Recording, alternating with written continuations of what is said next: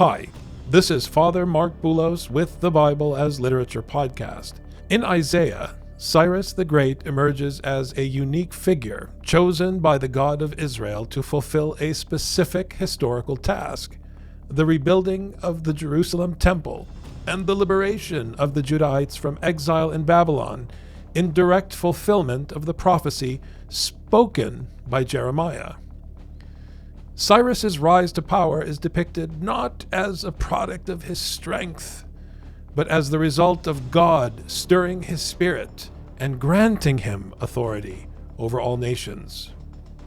God bestows upon Cyrus exceptional titles: my shepherd, a nomadic-pastoral Bedouin-styled function typical of prophetic literature, signifying his role in guiding the people of Israel back to God's land, and my anointed, indicating a special divine commissioning that parallels, though it does not equal, the messianic expectations normally associated with Israelite kings. Through Cyrus's conquests, especially the subjugation of Babylon, the Lord demonstrates his universal sovereignty, demonstrating to all nations that he alone is the unipolar hegemon that directs the course of history and holds ultimate authority over the kingdoms of the earth. While Cyrus plays a pivotal role as a pawn on God's political chessboard, Isaiah carefully distinguishes him from the slave of the Lord. The slave, often wrongly identified with Israel itself, points to a future messianic figure who carries a broader, more enduring mission to establish justice, bring light to the nations, and embody God's ultimate purpose. Unlike Cyrus, whose mission is temporal and political, the slave's work is a universal call to the path of the Lord, extending beyond the restoration of Jerusalem to the transformation of the human race. Thus, Isaiah presents Cyrus as a divinely appointed instrument for a limited, though critical, historical role. At the same time, the slave of the Lord stands as the ultimate fulfillment of God's plan of victory and liberation for his people and the entire world. Then, in Luke, the slave landed on the beaches of the Gerasenes. Everything I do for the slave. This week, I discuss Luke chapter 8, verse 29. You're listening to the Bible as Literature. Each week, the Bible as Literature podcast brings you in-depth discussion of the biblical text in a format short enough for your morning commute, but long enough to be substantive, posing difficult questions meant to keep you engaged. If you value this work, please consider donating as little as 25 cents per episode. That's just $1 per month. To learn more, please visit patreon.com/Bible. That's patreon.com/Bible. Thank you. Hi, this is Father Mark Boulos, and you are listening to episode 562 of the Bible as Literature podcast. One of the most difficult things to convince people about the story of the Bible is that it's a story. And what I mean by that is not simply that it's not historical. That, of course, is critical because the writers of the New Testament, as I've explained previously, were fighting against the historicization of the Bible. We want to make the Bible about the human being. We want to make it our story. That's what the Greco-Romans were doing with Hellenistic mythology. The Caesars wanted to tell a story about themselves. That's why after George Washington's death, his subjects painted a picture of him coming in glory upon the clouds in the famous apotheosis. It's blasphemy. You have to, however, depict him as a demigod coming in glory, tied to the myth of an ancient city, because you're Greco-Romans. That's how it works. Your city has to be eternal. But when you speak this way, you expose yourselves. You expose the mechanism of imperialism, the eternal capital. I don't know who talks this way. You tell me who talks this way. The eternal capital. I wonder where I've heard that before. You piece it together. If you don't know who I'm talking about, it's your problem. Because I get to speak as someone who utters prophetic messages after the Pentateuch was given. I don't have to make myself clear. The eternal capital. What are you talking about? You sound like a Greco-Roman, not like a Semite when you speak this way. The eternal capital. You speak this way when you want to be like the nations. When you want to make yourself into a god. That's why they love this word, apotheosis. It's blasphemy. As Mahmoud Darwish said, it is the presence of absence. You cannot encounter God until you are not there. And Greco-Romanism is about your experience, which means it's about your presence. That's what imperialism is. It's about you. That's a big no-no. So Scripture is not telling a story about you. And in this sense, the New Testament is a corrective. To say, oops, that's a no-no. This is not your story. It is not your history. Because, as the good book says, there is none but him. And by the way, this story itself is parabolic. It's a mashal. You can't proof text it. It goes from A to Z. And if you follow the story through, yes, at some point they construct a temple. But how does that work out for them? And then he brings them back. Why doesn't anyone like the story of Ezra and Nehemiah? I wonder why. Because it doesn't work out so great for them. You have to hear the text. It's a warning. That's why Paul's letters begin with grace and end with grace. They don't end with peace, because if they end with peace, you're going to end up back in Babylon, and this time God's not going to rescue you. The whole thing is a warning. It's a setup. It's entrapment. It's a story. It's a parable to tell you, don't act this way. And remember that it's not about you, and God is in charge. So bow down and submit. That's the idea.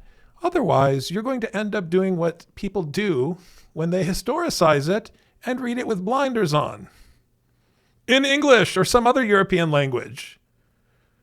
I don't have to explain to you what these people do, because we're living the nightmare all over again right now. Do I have to spell it out for you? Come on, people. For he had commanded the unclean spirit to come out of the man, for it had seized him many times, and he was bound with chains and shackles, and kept under guard, yet he would break his bonds, and be driven by the demon into the desert. So I spent quite a bit of time laying out the teaching of Cyrus. And I say the teaching because this is not about the history of the historical figure of the Persian Empire. Please don't historicize. Please, please, please don't do it. I beg you not to historicize. We have enough crazy people in the world. We don't need more. The Bible is historical fiction. To the extent that it makes historical references, it's because it's speaking to people at a particular point in history in order to make its point, which is to dismiss the hegemony of human beings. I mean, in what historical setting does a slave conquer the world with the teaching? When has it ever happened?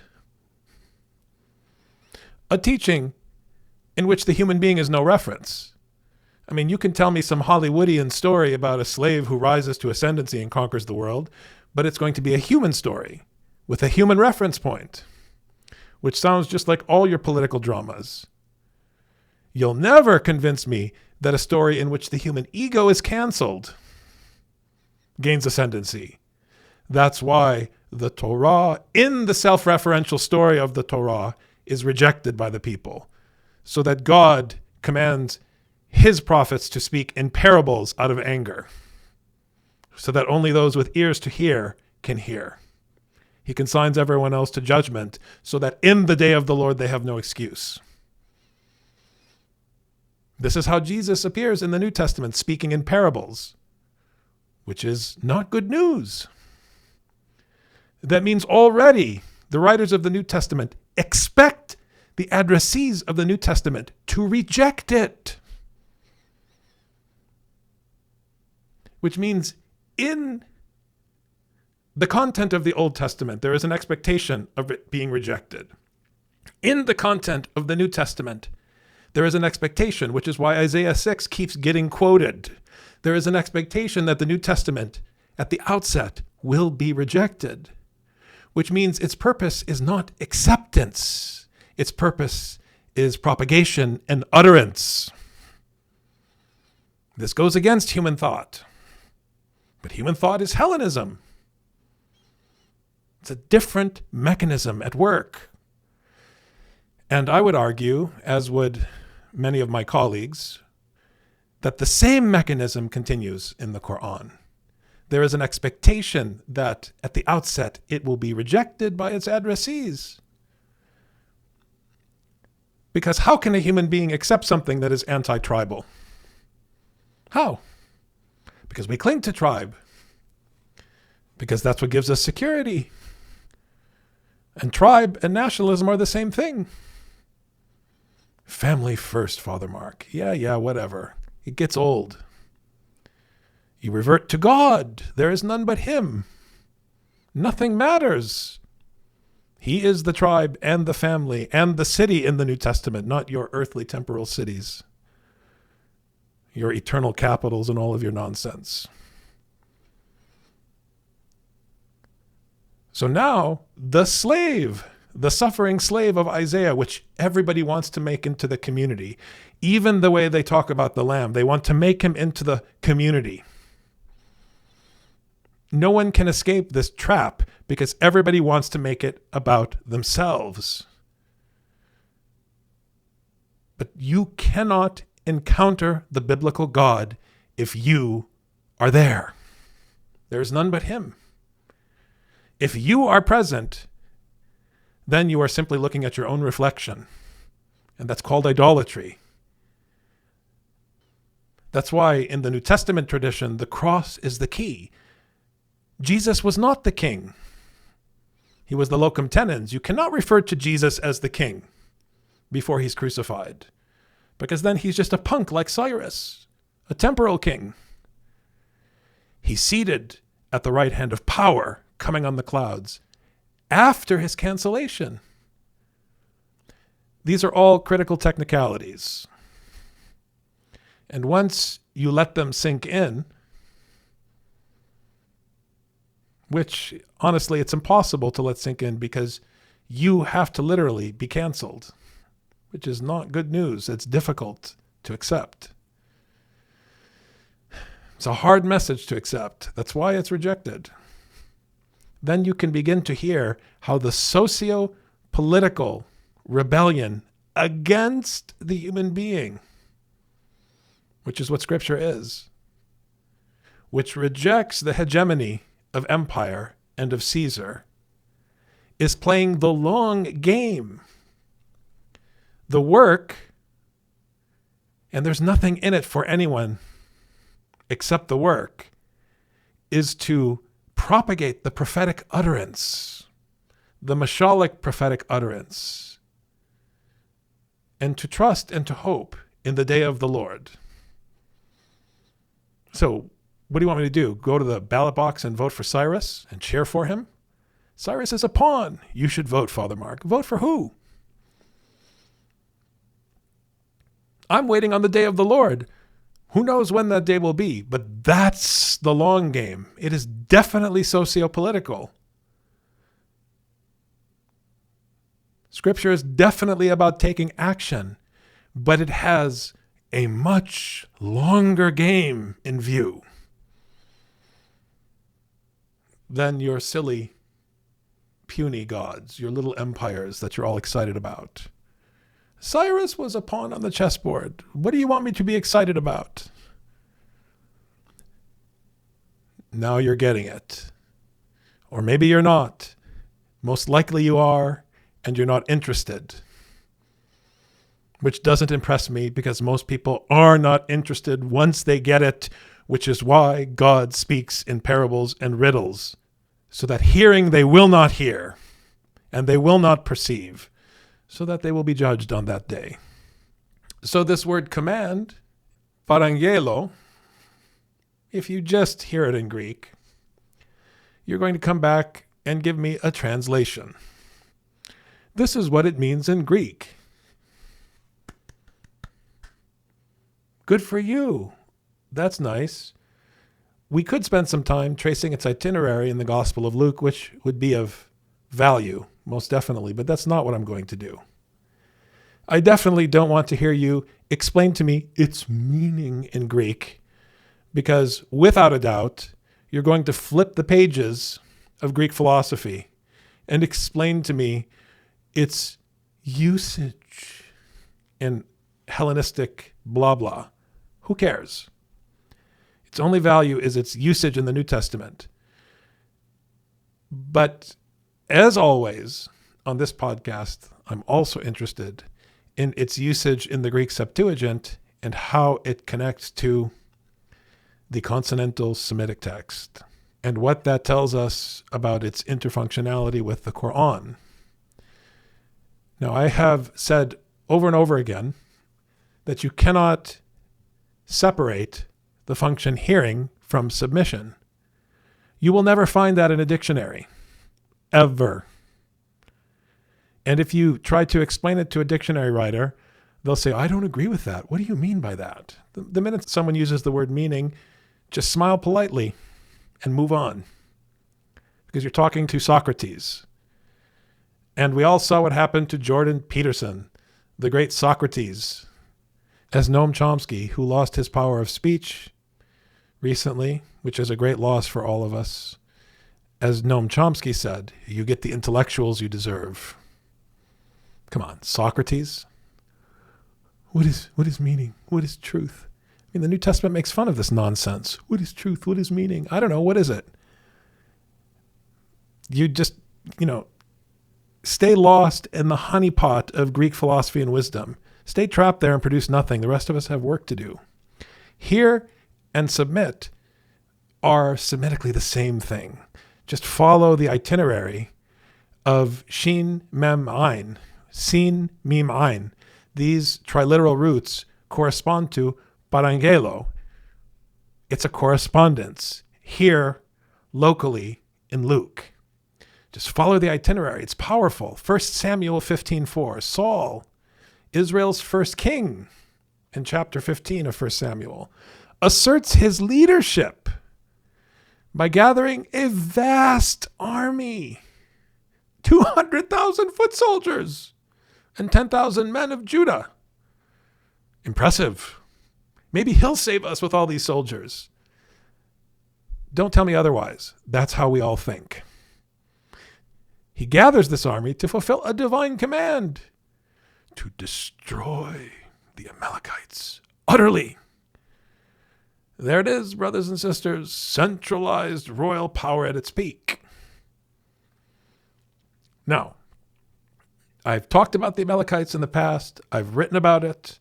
It's a topic I plan to cover at length because of the way that the crazy people with the strange European theological framework have totally bastardized this teaching.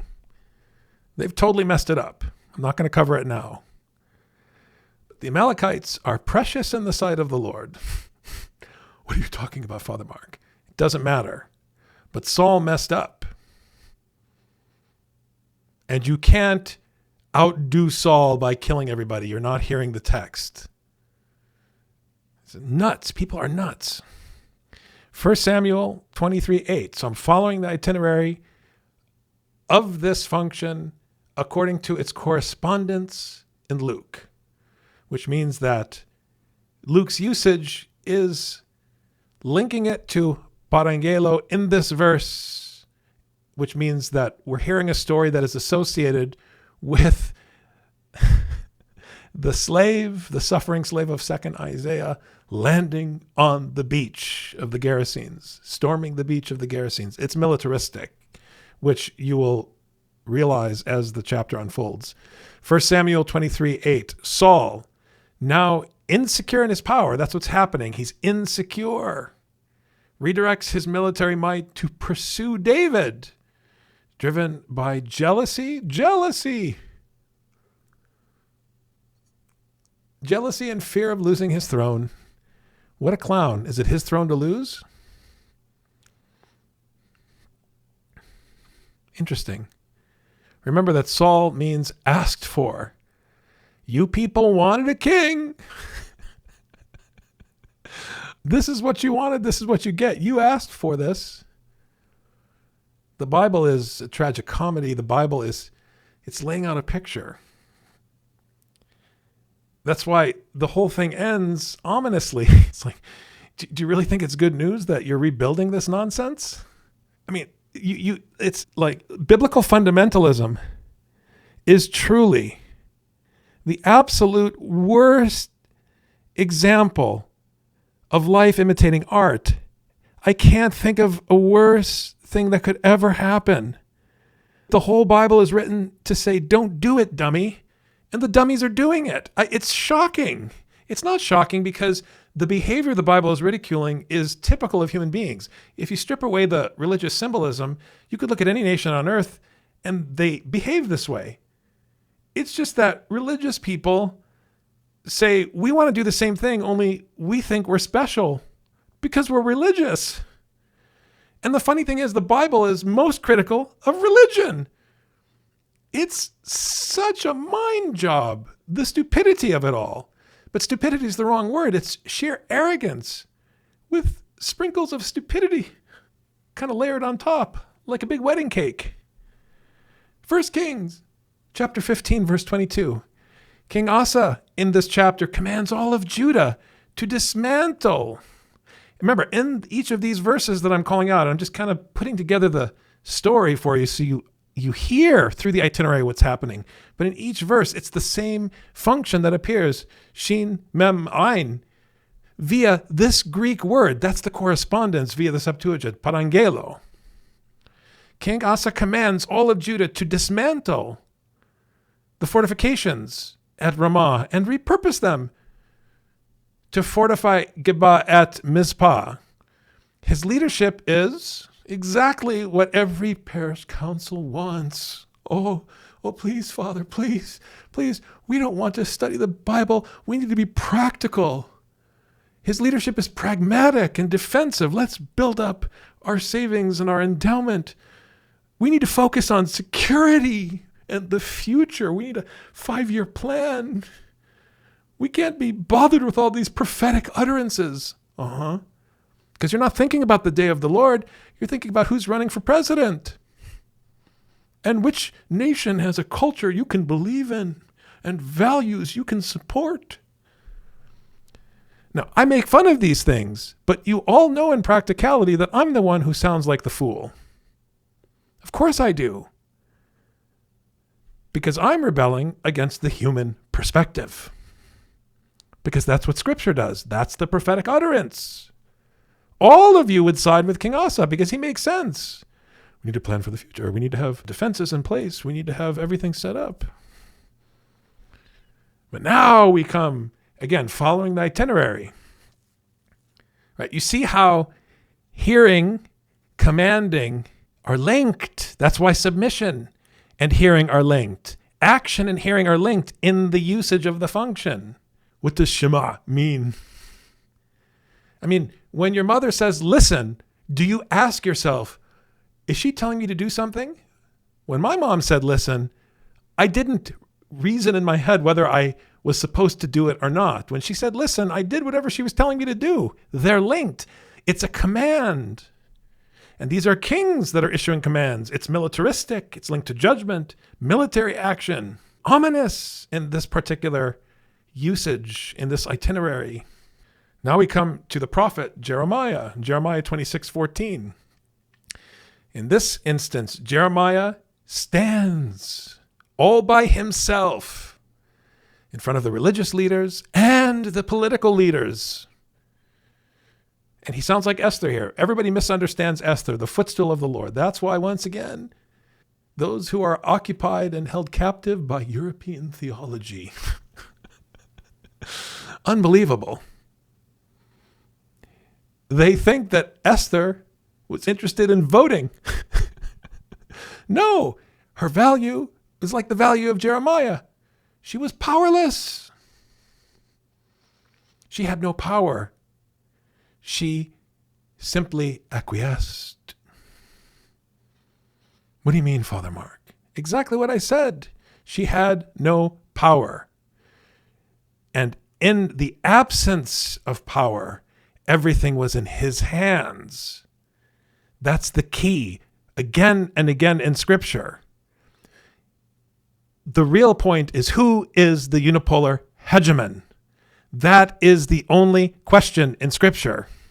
Who is the unipolar hegemon? The beauty of Esther, in God's absence, she still trusted him as such. Now Jeremiah here is standing all by himself. Everyone has turned on him. And what does he say? I'm in your hands. He throws himself at them. Do with me whatever you want, whatever seems right to you. Now, Luke's lexical itinerary at Decapolis follows the storyline. But it shifts now from the king's human authority, which gives the false illusion of security. Do you really think that by establishing his fake civilization, that Saul, the thing you asked for, do you think that he can provide security? Now you have Jeremiah, who puts his trust in the Lord, like Esther, whose life is on the line. All he has are the utterances of the Lord. Jeremiah throws himself. He has no power. He throws himself at the feet of his opponents. That's the tension here. Those who trust in the Lord are like Mount Zion. That is the true Zion. It's not an ism. It's not a Christianism. Paul makes fun of isms because isms are a human phenomenon. They're ideological. But those who trust in the Lord disappear, like Jeremiah. Presence of absence. Cannot stress this enough. That is what it means in the Abrahamic tradition to submit. Paul was not seen in Jerusalem. You could only hear his teaching. Jesus was crucified and no one saw him when he was raised. It was an empty tomb. And this technicality is very strict in the canonical tradition. You cannot depict the resurrection. There's even a tradition in the way that Byzantine icons are written that you have to make note of it in the iconography, that this is technically not scriptural when you depict the resurrected Lord coming out of the tomb, because it is not scriptural. All you find in the text is the empty tomb. Likewise, in the Quran, systematically, Muhammad is not the reference. He is pushed to the side.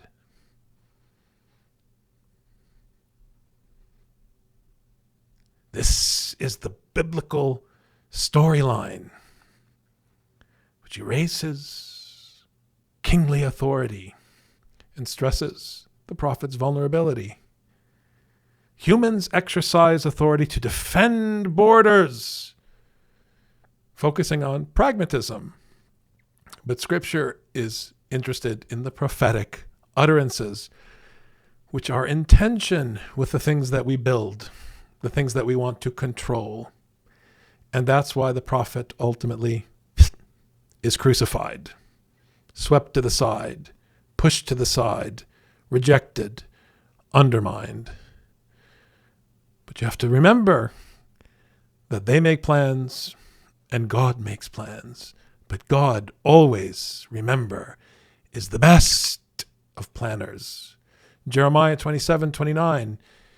The prophet warns Judah that resisting Babylon. Now remember, with Jeremiah, we're in the exilic period. So this is a key part of the storyline, that all of this plotting and scheming and trying to establish something you can control was folly, because the people rejected the plain teaching of the Pentateuch.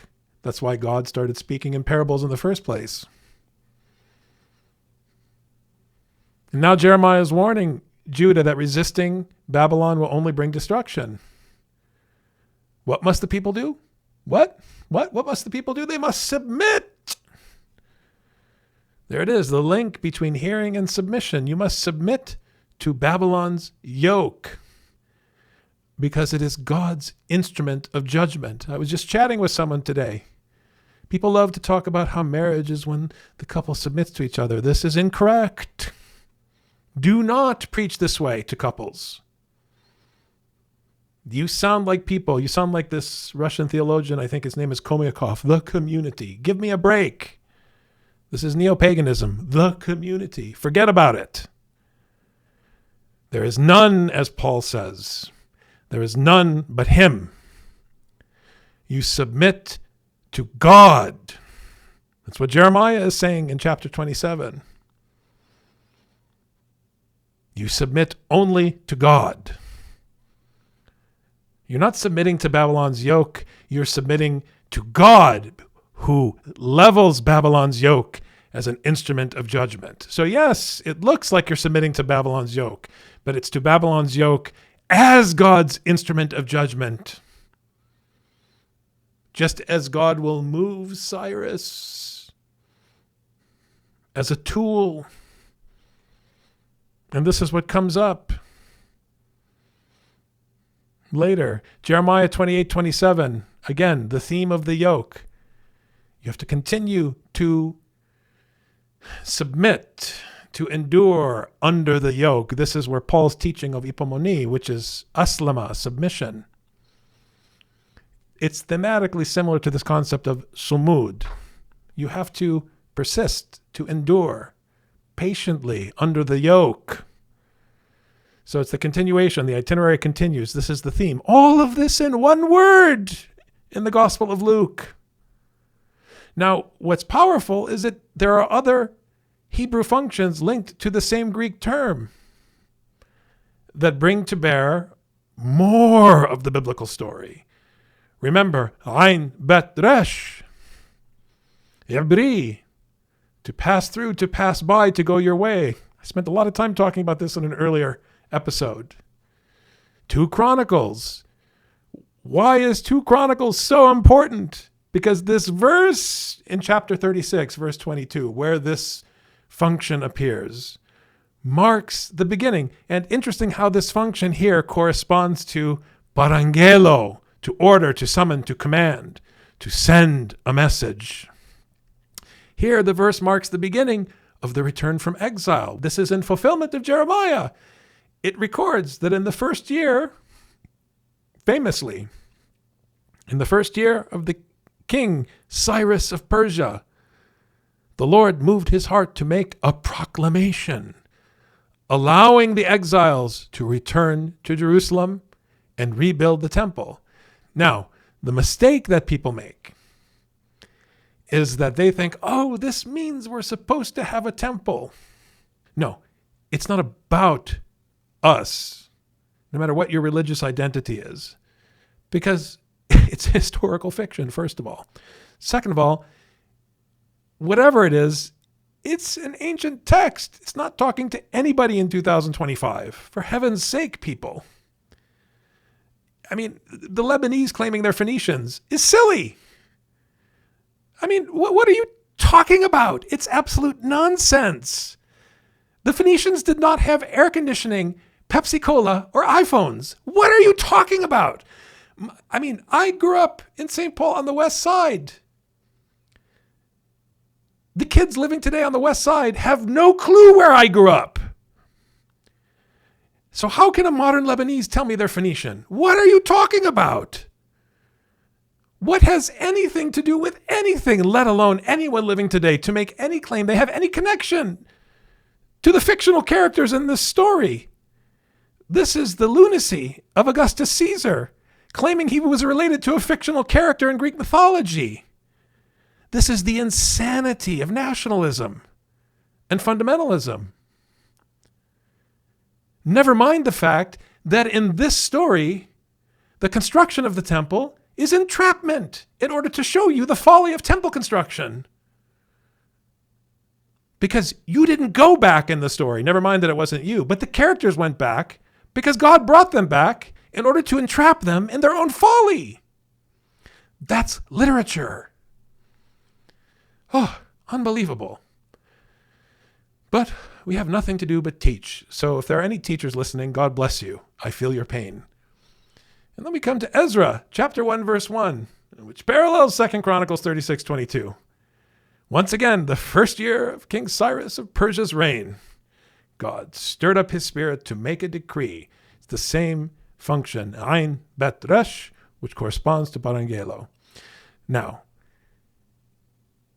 once again, it's worth mentioning that this root corresponds to Arabic. I've spoken about this in the past. It can mean to cross over, to interpret, or to take a lesson. Isn't that something? When you consider the link in Scripture between Ein Bet Resh and nomadic pastoralism, or shepherd life, and the way the functions range in Semitic, especially in Arabic, extends into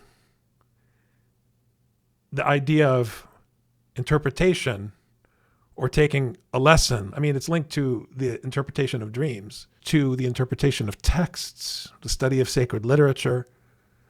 Remember, the interpretation of dreams comes out of the story of Joseph. I mean, all these things are linked in the language. Remember, it's the extant languages out of which the language of Scripture is concocted. It's the milieu of the biblical text. You begin to see, rather, to hear what's going on. That these stories and the hearing of these stories is linked to nomadic life. Aleph, Mim, Resh. Aleph, Mim, Ra.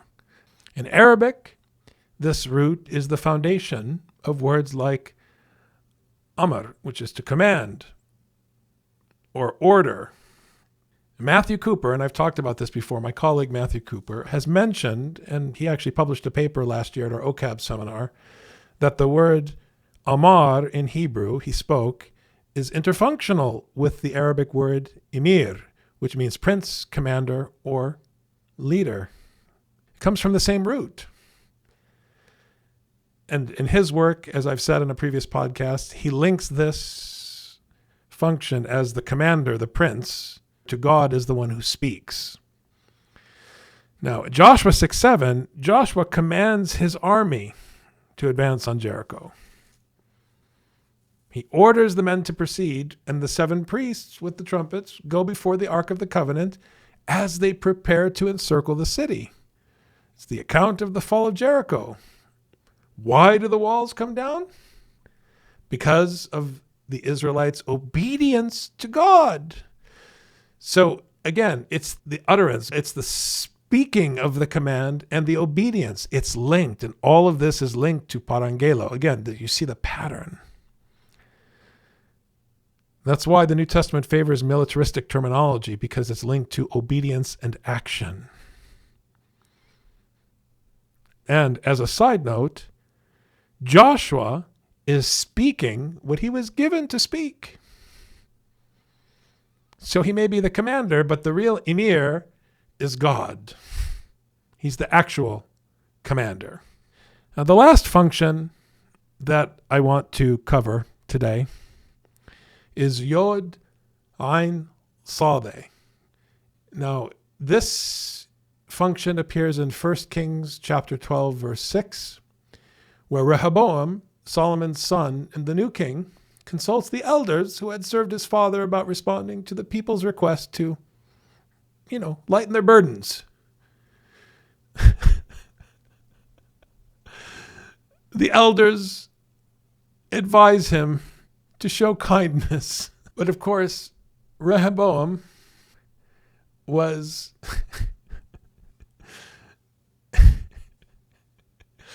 Solomon's son, which means he was a monster. I know that you were all trained in Sunday school to put Solomon on a pedestal, but my advice to parents is to skip Sunday school and actually have your kids read the Bible. And if you're worried about whether the Bible is too violent, I mean, do your kids watch TV? Do they have an iPad?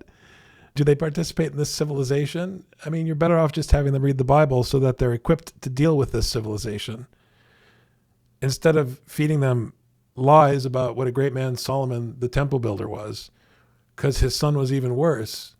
He didn't listen to the elders, and he, instead of lightening the yoke of the people, he fed them scorpions. That's the folly. That's the point. The story is teaching you that you keep making the same mistakes over and over again. That's the cycle.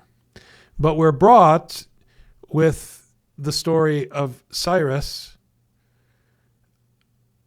in the prophetic utterances to the precipice of the hope of the suffering slave, who, unlike Cyrus, isn't bringing us back to Jerusalem for some kind of temporal victory. That's about constructing a temple made of stone.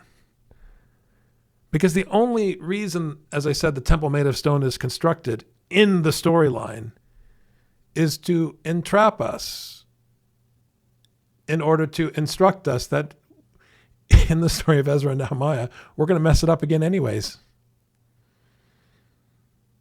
That's the ultimate outcome. I mean, that's the warning of Ezra and Nehemiah, that restoration is a bit of a hoax. It's impossible to sustain. Corruption sets in. And then what? Then we're all the way back to the beginning. It's just a cycle. So this is how Jesus is functioning when he commands the unclean spirit. In Luke 8:29, he commands the unclean spirit to come out of the man. For it had seized him many times, and he was bound with chains and shackles.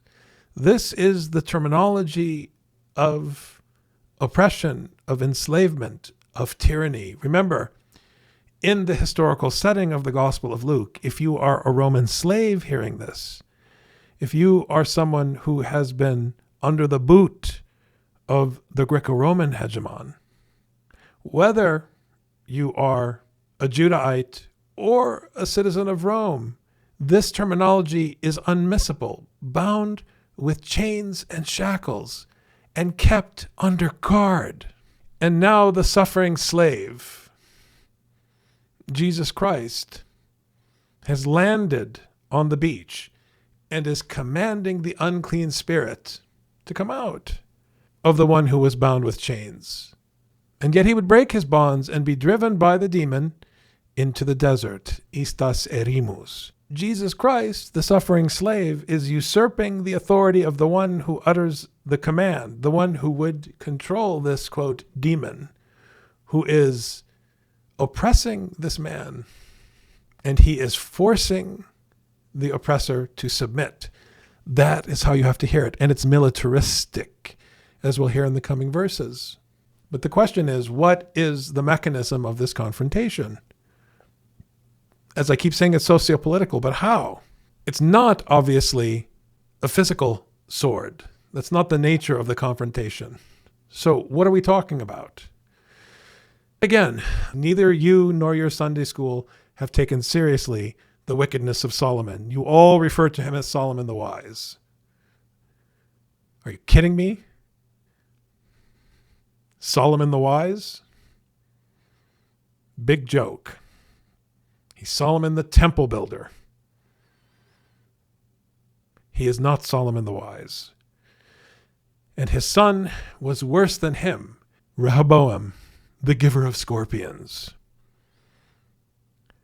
That's the big joke, because Yod Ein Sade implies the giving of wise counsel. That's what the Arabic triliteral carries in its function. Exhortation, admonition. It's associated with preaching, with wisdom. You'd think if Solomon were wise, that's what his kid would be.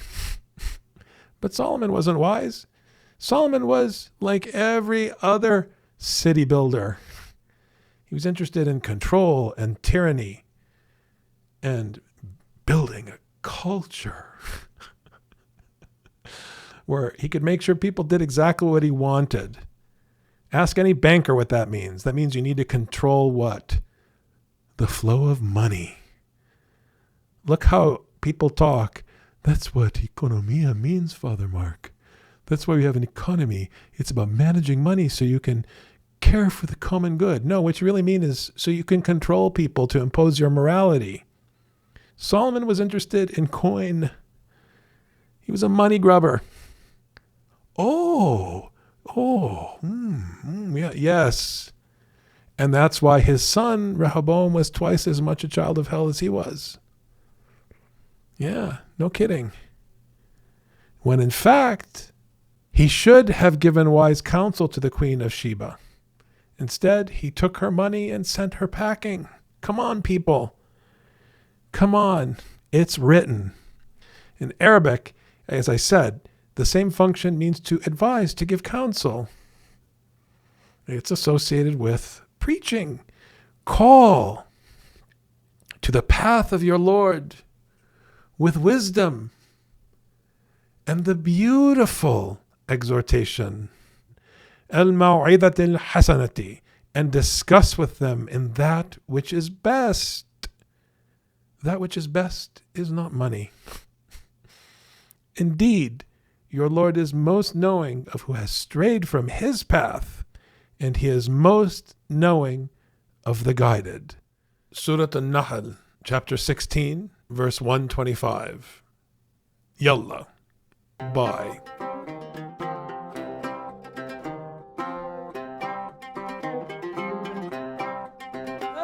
You've just heard the Bible as literature.